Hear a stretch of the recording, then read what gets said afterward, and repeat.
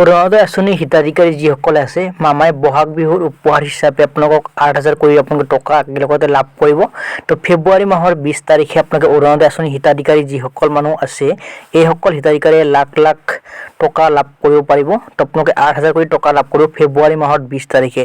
তো লগতে এটা কথা ক'ব বিচাৰিছোঁ, যিসকল মানুহে অৰুণোদয় আঁচনি হিতাধিকাৰী আছে এই হিতাধিকাৰীসকলে আপোনালোকে কিন্তু আপোনালোকৰ বেংকৰ সৈতে KYC কৰিব লাগিব। KYC কৰিলেহে আপোনালোকে এইসমূহ আঁচনিৰ টকা আপোনালোকে লাভ কৰিব পাৰিব।